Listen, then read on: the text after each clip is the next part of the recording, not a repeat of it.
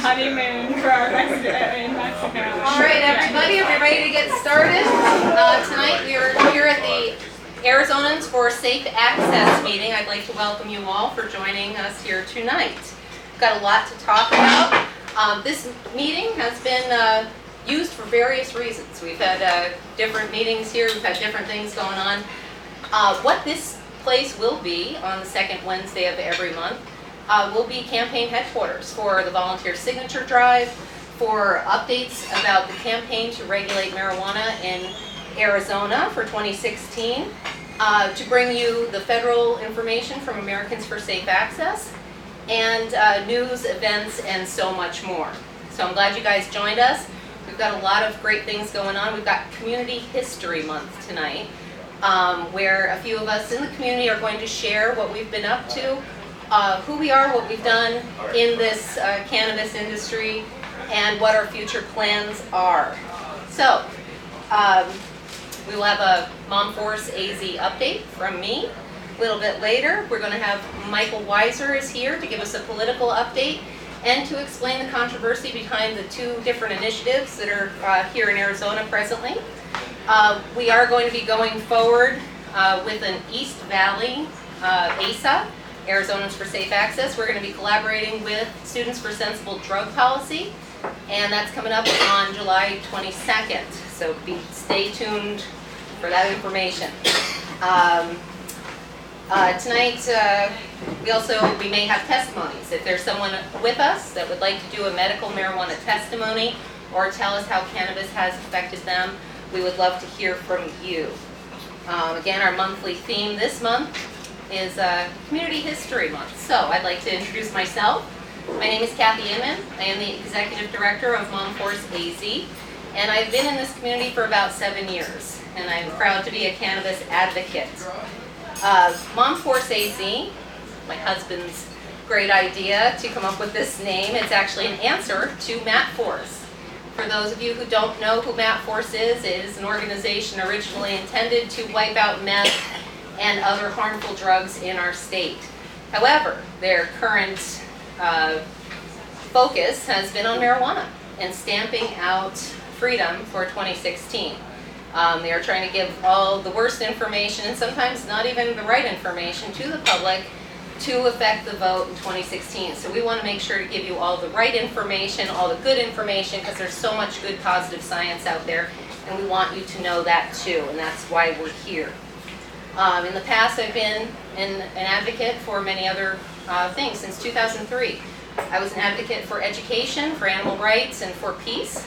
And when I found the issue of cannabis prohibition and the lives we could save, the peace that we could protect through ending cannabis prohibition, I realized that this had to be my first focus.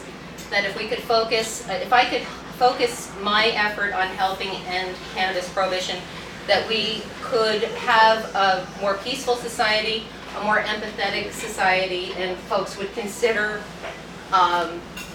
each other a little bit more. We might have a little bit more peace.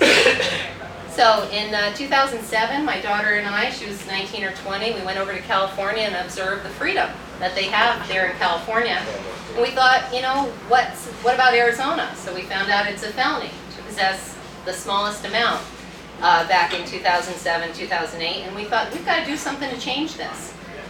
We can save lives. Kids are overdosing with pharmaceuticals, they're binge drinking. There's something we can do. We can speak out. So we spoke out, and we had a march. Over 1,000 folks came to Steel Indian School Park back in 2008. No one was arrested, and it was a beautiful day. With that, I had a lot of confidence. We did a voter registration on the Salt River. I ended up getting arrested for 5 cookies and had to pay a $1,000 fine. For that year, I was facing a whole year in prison because of those 5 cookies. And I thought, we need to do something to change this. So my daughter and I started a Phoenix Normal group, and we called the Marijuana Policy Project to find out what was happening across the country, because when I looked to see who was changing the laws, 4 out of 5 states surrounding Arizona actually had some freedoms, a lot more freedom than we did. And who was getting this done? It was the Marijuana Policy Project, not just here, but across the country. So I thought, we've got to call these guys and find out what's going on. So we did, and they said, yeah, we're on our way to Arizona next year. And in 2009, they sent us their campaign manager, and we worked with them until half of our community split and did another initiative, and said, we don't care about the medical, we want to legalize. So our community split, and I did the best I could to keep things together at Normal, but I ended up leaving, going back to school. Because I figured, the marijuana policy project's here. My daughter went to intern for them. They were getting a lot done, and I knew we were getting progress to our state. So I went back to school, and then, I started learning about the patients and the medicine, the medical aspects of this plant. And I thought there's just too much information. So I returned to Normal in 2010 to help. And, I stood up. I took a stand for common decency and common sense in the cannabis community. Because in my opinion, and what I learned, is that this was far too serious an issue to not dress like we were going to work and stand up straight and present ourselves in a respectable manner. Because I felt that we could get far more done by communicating in that manner. In 2011, I did the best I could to help. We were all kind of doing our own thing. I ended up leaving Phoenix Normal at the end of 2012 because I felt that everybody kind of had their own agenda. But Normal, the roots of Normal, were always something that I held dear. That it was founded on the principles of community and folks working together and not being beholden to any dollar amount, but rather to their own community and to the people. So I stuck with Normal, and I looked to find out what exactly they were doing as far as state director in this state, and they didn't have one. They said, we would love to have a state director. So I applied to Washington, D.C., and I was accepted as the state director of Arizona. And it was very exciting.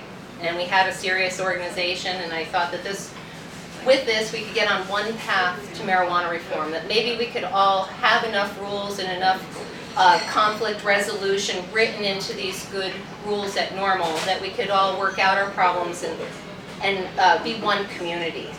And again, I always took a stand for decency and for common sense in the community. And we ended up having just a lot of infighting, and it's unfortunate because I see this happening around the country. It's unfortunate when we don't all have everything in common. Just because some of us use marijuana, it doesn't mean that a lot of the other things aren't held dear together. I left Normal altogether in August of 2014, 1 year ago, and I've been mom force for the last year. With that, I'm not preaching to the choir anymore. Now I go out and I find people that don't know about cannabis, and I give them stuff like this. A little collaboration of everything I've learned in the last 7 years, and all the things I find astounding. I put this in the hand of someone that doesn't know about cannabis, and suddenly they have a little bit of something to take with them. I visited with Sheriff Joe to try and bend his opinion a little bit, try and soften him up on the idea of legalization. I've sat down with Bill Montgomery and had a meal with him. And we have so much in common, just people, just all of us people, that we're sure to find the commonalities and go forward.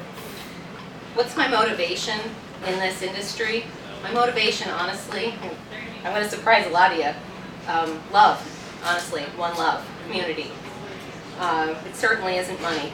I have a love of people, I have a love of activism, I have a love of freedom and hard work, and I'm willing to work hard to end prohibition. I believe in the code of the West and just doing the right thing. My message has been a little distorted lately, and that's why I'm here speaking. I made a video because I really feel that I came into this with an open heart. I chose the Normal organization because I felt that it was the one name that's rang true for marijuana reform in the last 45 years. Something we could hold on to as a community together. And that's why I chose Normal. Again, with the rules, the problem solving, the conflict resolution. Unfortunately, we never used those rules, and we never really organized. We've all, again, just kind of had our own agenda. Unfortunately, in this business, a lot of folks have been just trying to make money. Money isn't a motivator. Some folks have said that I own a dispensary, that I have part ownership in a dispensary. I absolutely do not, nor does my husband. I lost track of I had a timetable. In 2009, when my daughter left 2009, to intern for the Marijuana Policy Project, she ended up dating for a couple of years a man who was the campaign manager. This man became my son-in-law because they got married in 2012. And that's my tie to the big marijuana. His tie to big marijuana, he works for a dispensary, he doesn't own one. And in my estimation, if anybody had any success in this marijuana industry, this gentleman who sacrificed so much that I watched sacrifice and work hard, a campaign that got unfunded, that he saved, that he got passed for 60,000 Arizonans to have their freedom, so that we can have freedom like I've never seen before. And I'm one of them. I'm a patient as well. Work in this industry, any investment in this industry has never been my motivation. It wasn't his motivation. He ended up knowing some good people and getting a job. And how many people do we know in this industry that have a job in the marijuana industry? Plenty of them, plenty of good people. So my future plans, I will remain an advocate. I love being an advocate. I love holding politicians accountable for their actions. I love standing up for what's right. I love to light a fire under the right rear end and get something done, because I believe that that's what we can do. I believe we have so much power. We just need to use the correct advocacy and the correct approach to get there. If we can work together to do the right and the most efficacious things as advocates, we can get anything we want. Not just marijuana reform, we can get anything we want in Arizona. We just have to get together and work hard. And so that's what I'm based on. I'm based on finding solutions. I'm based on real change. And that's why I support the Marijuana Policy Project. And that's why I've stood behind them, because I've seen real change in Arizona, and I've seen real change across the country. My name's Kathy Imman. I'm an Arizonan for safe access. And there's Bubbles. And there it is. And that's it. That's me. I'm willing to take, thank you.